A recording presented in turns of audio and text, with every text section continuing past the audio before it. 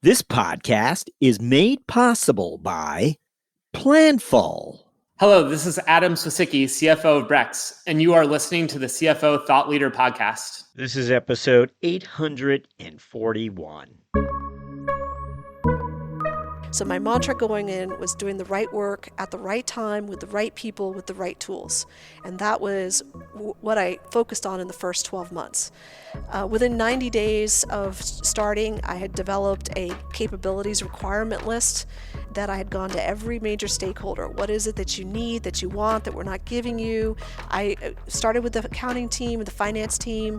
I told everybody we are now going to be known as finance and accounting, not accounting. We need to expand our skill sets.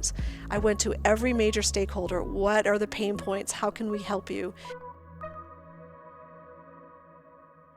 Hi, it's Jack. At last month's Sweet World in Las Vegas, we had the opportunity to sit down with a number of different CFOs, including Ilana Esterrich, CFO of the American Coatings Association. Here's our episode.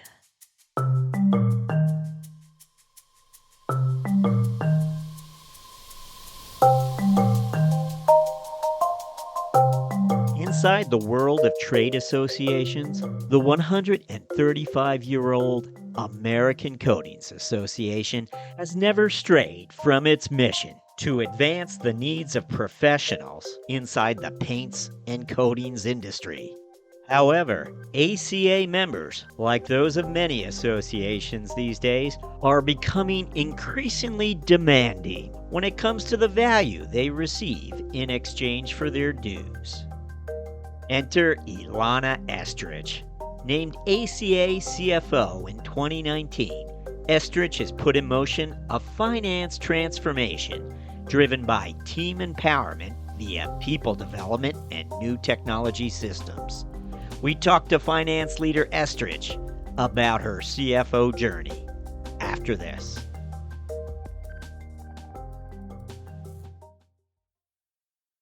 With so much change around us and your need for increasing agility, you have to equip your team to win, and you have to do it now.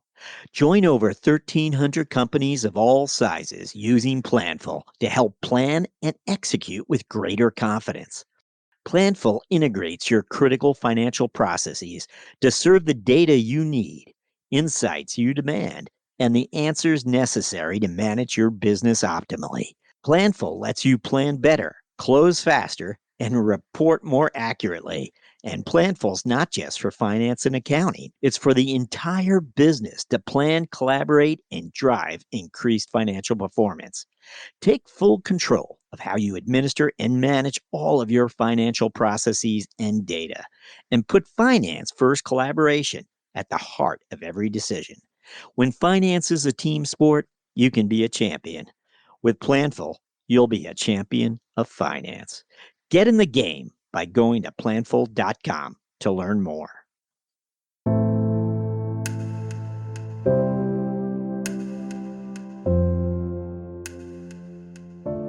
Hello, we're speaking with Ilana Esterrich, CFO of American Coatings Association. Ilana, welcome. Hello, thank you. So it's good to have you with us, Ilana. We always begin with this question. We ask our guests to look back for us and share some of the experiences they feel prepared them for a finance leadership role. What would come to mind for you? Pretty much my whole entire career. I didn't come up through accounting and auditing. I actually came up through operational finance. And then I kind of pinballed through my career and backed into a chief administrative officer role that soon incorporated the finance, so that became a chief financial and administrative officer. And now I'm a full-blooded 100% CFO. You've had some interesting companies you've been part of over time, General Mills for one. Can you tell us anything about the cultures or some of the different types of experiences you had in these different organizations? Sure. I started my career over 30 years ago. The first third, I was in management consulting on the operational finance side. So worked with Coopers & Lybrand before the Price Waterhouse days. Worked with CSC Consulting, and most of those projects were Office of the CFO or FMBA, Financial Management and Business Analysis. So we worked with a lot of CFOs who were interested in at that time, the flavor of the month, which was FP&A's early beginnings, balanced scorecard, activity-based costing and management, and really how do we advance accounting away from accounting and into more finance. The next third of my career was in companies like General Mills and Thomson Reuters, where I was supporting the business in the finance function. So not doing the accounting, but doing finance. And those organizations were rotational organizations where every 18 to 24 months, you rotate to a new finance position. And they would do this with marketing, sales, HR. And the value there is nobody would get too bored, or the rotations would allow the company to take advantage of innovation. So I worked with, at General Mills, I worked with Betty Crocker Desserts. I worked in logistics finance. I worked in warehouse and distribution finance, and those kinds of things. And now in this final third of my career, I am in the association not-for-profit space, where I'm the chief financial officer, so the senior finance person, where my accounting team, my finance team, we are the strategic business partners for the entire organization. Along the way, you did pick up an MBA in the early years of your career, 5 years in. Did you try to point yourself in a new direction as you came out the other side with the MBA? So I always knew I wasn't going to be, from the day one in college, I went to the University of Pennsylvania. I went in as an accounting major, and after basic 101 and 102, I'm like, I cannot do this for a living. So I moved to more general management, a management degree as an undergrad. And at my MBA program at the University of Chicago, I knew I wanted to focus on strategy. I'm a frustrated marketer. I really like to get into kind of the marketing, not quite sales, but really how do we take our product to market. So I majored in strategic, corporate strategy and strategic marketing as a way to stay on the operational side and not get necessarily bogged down with the numbers. I leave that to others who really enjoy the debits and credits side of the organization. I see there are two geographies that are prominent during your career building years. One is the greater Minneapolis area, and the greater Washington, D.C. area. Was there additional travel or locations? So I would consider myself a global nomad. I've been on the East Coast. I've been in the Midwest. During my consulting days, I was international for a while. Have been all over the U.S. But I'm also a third-generation Army brat. So I've lived overseas as a kid. I actually, as an adult, I did an expat assignment to Thailand. So I had a chance to do that. Speak multiple languages. So I don't really have a geography. I could just consider myself a global citizen. Okay. Well, you stepped into the CFO office at American Coatings Association in 2019. Let's ask you about American Coatings Association. What is this association? What does it do? What is it about? Okay, so we are a 501c6 association, a trade association. We represent and support the companies in the manufacturing and distribution and supplies of adhesives, paints, and coatings. So anything that coats another surface, those are our members. We support them through lobbying, through scientific research, connecting them as an industry. So we basically represent that industry as a whole. So over 300,000 individuals are in the industry. How old an association is it? It's over 140 years. It's been through a couple Adhesives of have been names. around a while. Oh. Yeah, it's been through a couple of different names, and then most recently we're the American Coatings Association. We're based out of Washington, D.C. We have about 85 employees across 5 subsidiaries. So not only the association 501c6, but we also have a 501c3 called Paint Care, which is a paint stewardship program where we are an industry-driven stewardship program to remove architectural paint from landfills. So we collect, transport, and process architectural paint, unused architectural paint, through reuse, repurposing, and recycling. Ilana, I was wondering if you could give us maybe some perspective on associations today. Many of these organizations are decades and even a century or more old, but the model is changing, or it has to change if if they're going to continue to serve industries the way they have in the past. Can you talk a little bit about that? So we're at an inflection point in the association industry per se. I think in the old days, companies would say, "Hey, I'm a member of ACA," or "I'm a member of my industry association," and that was a badge of prestige, and it was something that you just had to do if you were in the industry.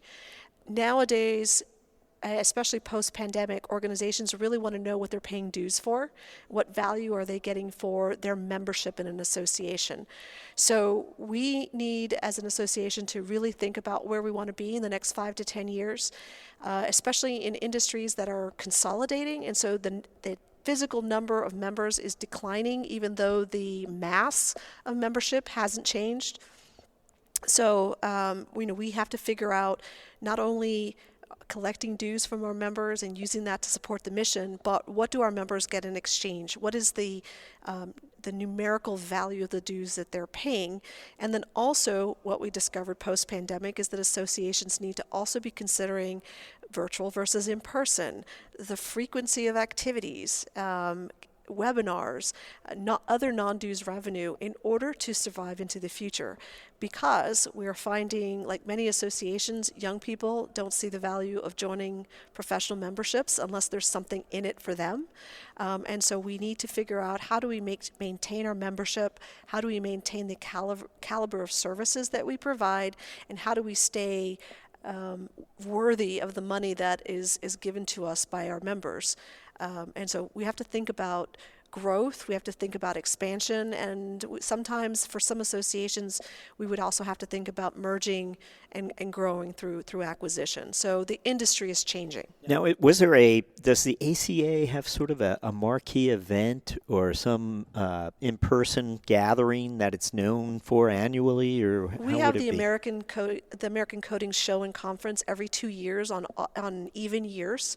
So we just had our first in-person in 2022 in April. We did cancel our 2020 show because of COVID. And then on the odd years, we have the Coding's Tech Conference, which is a much more technical conference. So we do those on alternating odd years. Yeah, and fill us in for those of us. What are the economics behind these events? Are they paid for by the membership, or does the ACA write an overall check to organize? And so that is a separate subsidiary for, at least in the case of American Codings Association, we have our subsidiary called AC Media that runs the shows. We do charge for attendees, so the rate for an individual to attend the conference or the show, and then on top of that we do sell exhibitor booths and floor space at our expo at the show. So that's one source of revenue for us. And then we also have sponsorships where companies or groups are sponsoring to host meals. luncheons, breakfasts, etc. Yeah, a traditional model then, I'd say. Tell us about your arrival and whether you found you had visibility into the organization and its different operations and events, etc. Did your lines of sight allow you to see how the business was performing? So I was brought into ACA in 2019, and I was told you might have to get rid of the entire accounting group because their morale is low, the organization isn't getting what they want, and we just don't think that they're at par. So I came in thinking it was going to be a turnaround situation, and it was, but not the way I think management thought it was going to be. I found that the team had high skill and high will. What they didn't have was the systems in place in order to get where it needed to go. And as a result, they kept getting hit on and morale was low. So the first thing to do was tackle what systems do we need and why don't we have them. At the time, the accounting system was about 8 or 9 versions behind the latest one on the market, and the organization was at risk of losing all support. The team spent an awful lot of time exporting accounting information into Excel and then crunching and munching and digesting it in order to make the numbers tell the story. So there was the will to tell the story behind the numbers, but not the tools. So very quickly, that was where I was going to put all my that was the basket that I was going to put all my effort into. Before I go down that path, the other thing was the team needed leadership. The team needed someone who was going to say, you don't get to abuse the finance and accounting team anymore, because they're doing the very best they can with what they have. And while we are trying to give them the tools, everybody needs to back off. And so giving them a little bit of space from being blistered. They were just exhausted from having to deal with just getting beat up on.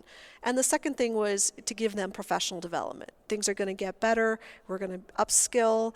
I have no intention of eliminating anybody, but I really do need to right-size skills and capabilities with the right resources. So my mantra going in was doing the right work at the right time with the right people with the right tools. And that was what I focused on in the first 12 months. Within 90 days of starting, I had developed a capabilities requirement list that I had gone to every major stakeholder. What is it that you need, that you want, that we're not giving you? I started with the accounting team, the finance team. I told everybody we are now going to be known as finance and accounting, not accounting. We need to expand our skill sets. I went to every major stakeholder. What are the pain points? How can we help you? And wrote a list of every requirement we were going to need from our new financial system. I put it out to bid. And we had 2 companies that were brave enough to take us on. One of them was Oracle NetSuite. We did a series of 3 sales calls where they came first to just tell us about their products. We sent them back with some comments, questions, concerns. They each came back for a second pitch. We pushed back, more comments, questions, concerns, and they each came back with their best and final sales pitch for a third time.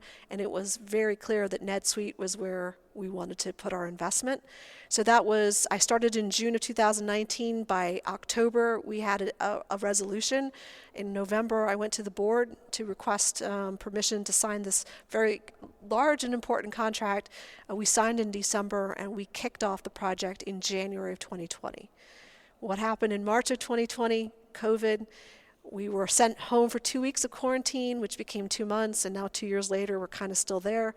But we were still able to deliver on time. Kicked off in January, we launched June 1st of 2020, and we've been using the product for 2 years, and it has solved about 60% of our issues. The rest of the issues come from restating our policies across a broad variety of finance and accounting issues, really working to shore up the relationship with our key business partners, so communications, events, legal, government affairs, even the Office of the President, reestablishing our value with the board of directors, and then working with each of the subsidiaries to deliver the things that they felt had been missing prior to 2020. Is there a particular number that you've been able to maybe share more regularly with the board or part of the organization? Is there a number or a metric, something that you've revealed to them? Maybe it's on a more regular basis. Maybe it's a number that was just ignored that you've raised the profile of and sort of, given it a drum beat to make sure people pay attention to it. Anything like that? A metric or a number that you're... There's a couple of things. One was visibility into our advertising sales in our print and digital media. This is the way we've always done it. We just, now we added digital. And when, I started to look at it, I'm like, I think we're leaving money on the table. So being able to do some analysis to show that, yep, indeed, we are maybe discounting a little bit more than our price table or pricing table should allow. And that was simply because the person at the time who was selling advertising, I know this industry and I know my customers, and if I don't give them this special extra super duper discount, they're not going to, put an ad in our magazine. Well, okay, so this seems to me to be at cross purposes with increasing advertising sales if we're going to discount. So doing analysis to show that we were leaving money on the table and that perhaps we needed to find a new way to do advertising sales. Now that's not usually something that you would associate with finance and accounting. That's something that's sitting in the digital or the publications team. They just didn't have the skill set. They didn't have the numbers to back up. What they knew was a hunch. We think. Now I can give them numbers to show them exactly what we're leaving on the table. Same thing with our flagship magazine. It's profitable. We've had this for a bazillion years. it's a great magazine. It is, absolutely. But when you do a fully loaded look at the costs, we're actually upside down. We're in the red. Well, how's that possible? It's our flagship magazine. Well, here's everything that goes into the magazine. And by the way, when you look at all of the human resources that go into publishing the magazine, that's what takes you into the red. So using that analysis, that team decided we're going to reinitiate the magazine and redesign it and rebrand it, relaunch it. So with that financial information, they know now what's of value, what's not of value, where do they want to spend the money, so that now we can have a profitable flagship magazine. It's things like that. And even just the basic financial information. I mean, we're pretty basic. We're not manufacturing, we're not doing brain cancer, so there's a limit to the number of financial statements that are of value to the team. So the income statement and the balance sheet is what we put out. But if it takes us 3 weeks to close the books, that means on a monthly basis, you really have no actionable data, because by the time I give you the financials from last month, it's already next month, and then we're getting ready to close again.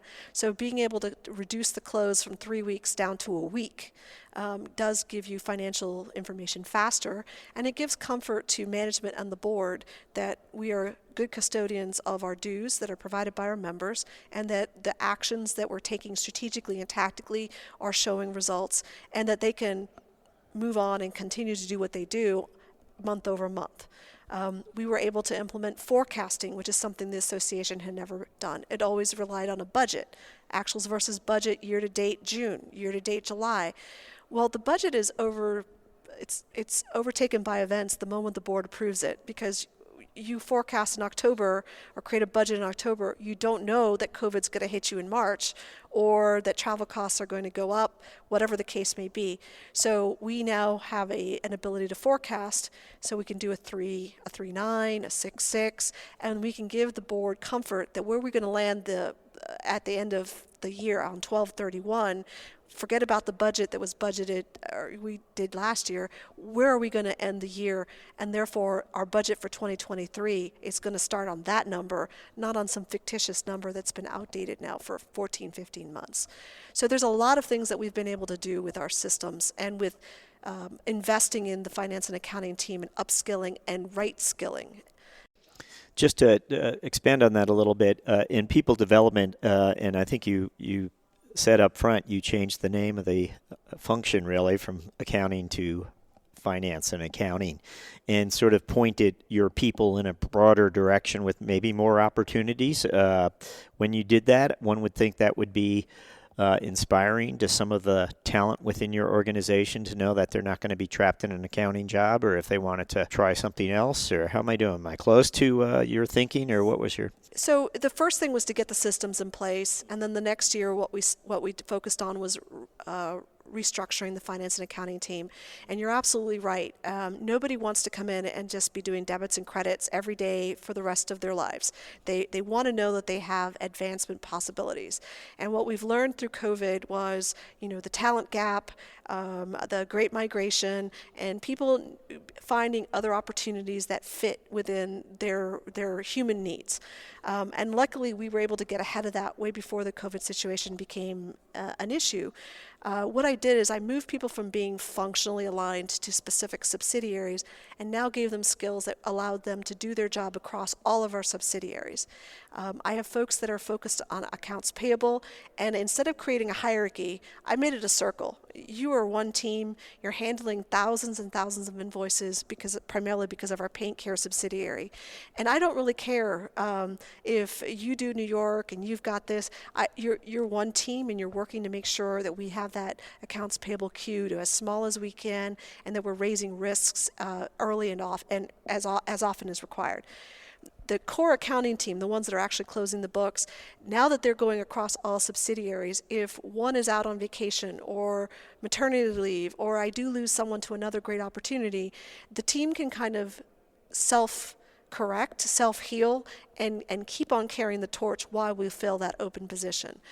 The other thing is allowing that circular team to kind of develop their own skills and capabilities. So I have an accounting manager that has a skill set. She's really strong in this, allows someone else to develop a strong skill set in another area. And so if there's not necessarily movement up, there's at least movement around, and then we can always increase through title. But now these accounting folks can also move up into a future controller position or an assistant controller position. I encourage them to find innovative ways to automate, to reduce manual processes, to do things faster and more efficiently. And so now as a team, they can get together and go, why are we doing this? And why can we go to Ilana and go, we need this, that, or the other, or we want to change a process? And now they have that, they're empowered to do that. And my door's open, and I love it when they come in and they say, we can do this faster, or we should stop doing this. Fantastic. Let's stop doing it and let's see what happens. My controller knows that she has the span of control to manage accounting, and that she is also in training to replace me. Now, I don't want to go anywhere, but I would be a bad boss if I didn't give my controller an opportunity to stretch her skill set and expand and take ownership over something that she can be proud of. So I tell her she's 30% CFO, 70% controller, and some days I just need her to be more CFO because I need more help, and other days she needs to be more controller, and she'll pull up from the accounting team that additional control support that she needs. And then I did actually promote someone into a completely brand new role after we implemented NetSuite. I now have a manager of financial planning and analysis. She showed herself to be really skilled with diving in and finding out. I don't know, Ilana, but I'm going to find out. I do tell her she's part FBI agent. You can't hide from Barbara. And so I promoted her because she had a really good skill set with the system and with reaching out to the other systems that integrate into NetSuite to keep things flowing optimally. So we now have a really well-functioning team. The team knows what training they can get. There's a lot. You want to go to what training? Fantastic, approved. You need a CPA credits? Go for it. And that they know that they have career progression. And then in case anyone does leave the organization, that we are able to continue without kind of stopping. I would hate to lose anyone in my organization because I didn't like working with Ilana or I didn't have career opportunities. That would kill me as a leader. But would always be happy if they said, I got an opportunity that I cannot pass up. It's a big career boost for me, and I just can't say no.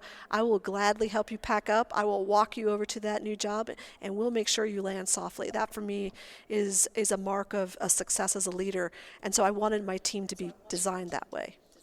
Excellent. Thank you for that. We're going to jump to our finance strategic moment question. This is sort of our signature question where we ask you just to take one of the moments of strategic insight that you've experienced over the years and share it with us. Anything come to mind?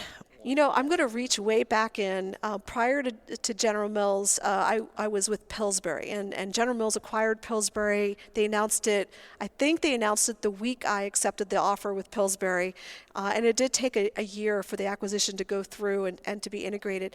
But I remember walking out of the Pillsbury building and walking down the street to the building that Pillsbury would have its all-hands meeting. And the CFO would give the finance presentation to the entire Pillsbury company. And it sounded a little bit like sales were down 10% to X 100 million, and then revenue impact of 8%, and with expenses and 6%. And I just remember thinking, I'm a numbers person, and I'm bored to tears. I can't imagine being someone in the sales department or the marketing department or HR and not falling asleep. And that's when I realized it's not just about the numbers, it's about telling the story in a compelling way that makes sense to everyone in the organization, not just the finance team, but those non-finance people. And I think that's why I chose to do my MBA in strategic marketing and corporate strategy, just to remember how to pitch, how to tell a strategic story with the numbers that would make sense, that was engaging. And when you meet with CFOs who are able to get up on stage and are engaging, and yeah, the numbers might be up on the PowerPoint slide behind them, but they're actually explaining what that 6% means and giving context to these pie charts and to these really teeny tiny little Excel spreadsheets that they continue to embed in PowerPoint. Without that, we're just literally the old school number crunchers, and that was something I strived not to be. So that was for me a really good example about, how I should be as a finance leader going forward, how we could be of added value, not necessarily just the rubber stampers, the bean counters, the coin stackers. Nobody wants to do that. What we really want to do is help the organization always be better, be faster, be bigger. That for me was the moment.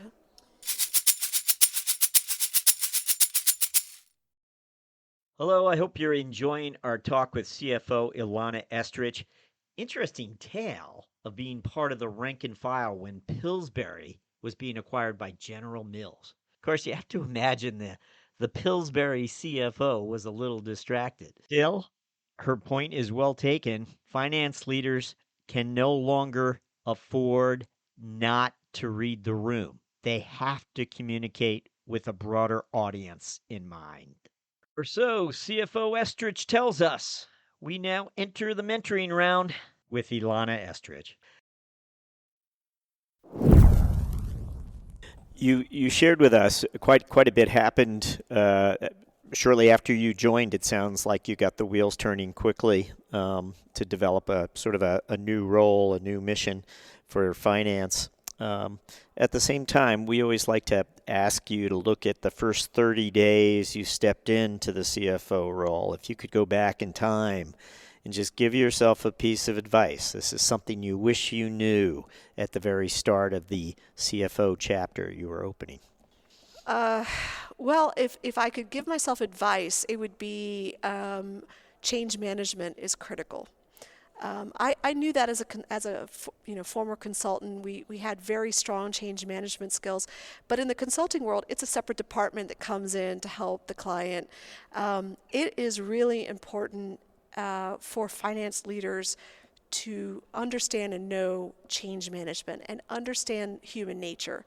Psychology 101 is your best friend. Change is good. Everyone's like, rah, we're going to do better. But when it comes down to the tactical, people are really scared about what change means to them. How is it going to impact them? It's a skill that has to be developed over time, and I'm still learning it. It's still hard because I really want to be hard charging, and I want to get things done, but I do realize that sometimes you can only move as fast as your slowest person.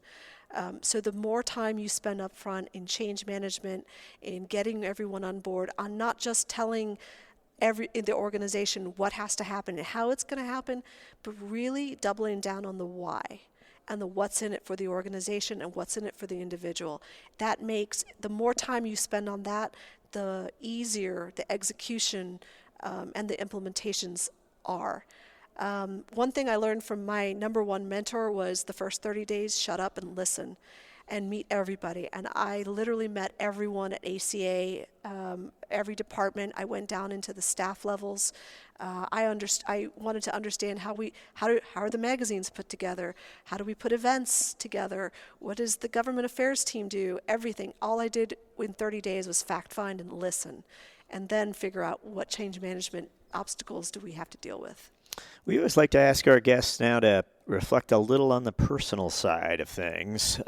We wonder if there's a personal habit that you have or part of a daily routine, something you're known for. It might be something that a family member would tell us rather than a work colleague.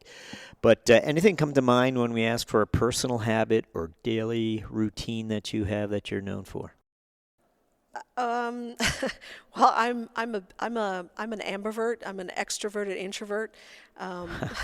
So I'm out. I do these talks. I talk to people. I come to events like Sweet World, a lot of other professional events. I do public speaking myself, but it takes me a while to rev up.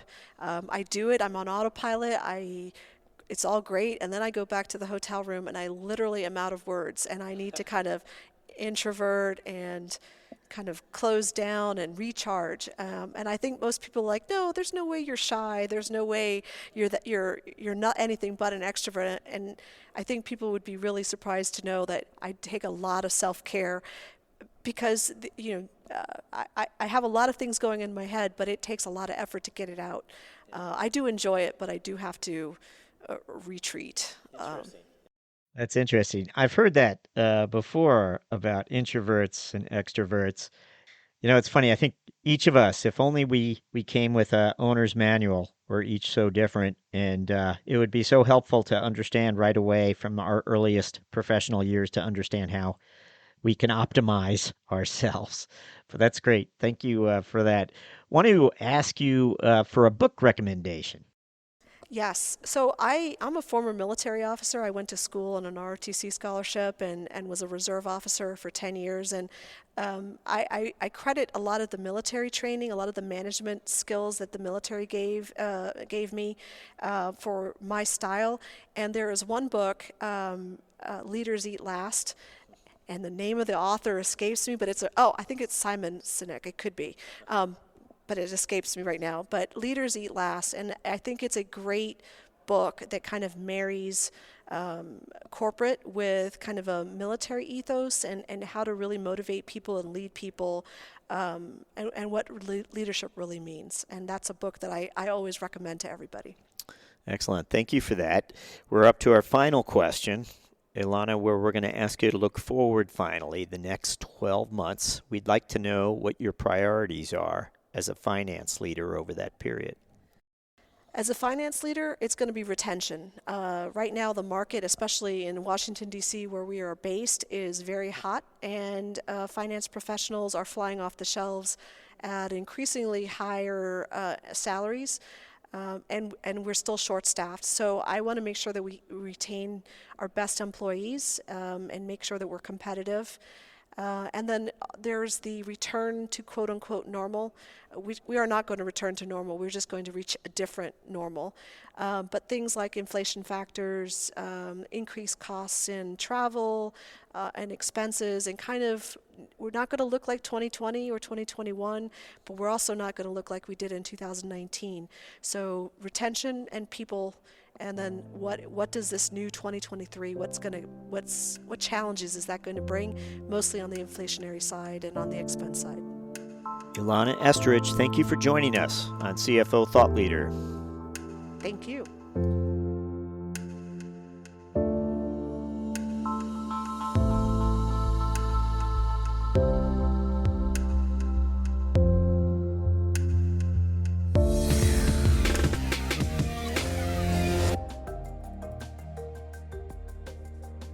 Hello, listeners.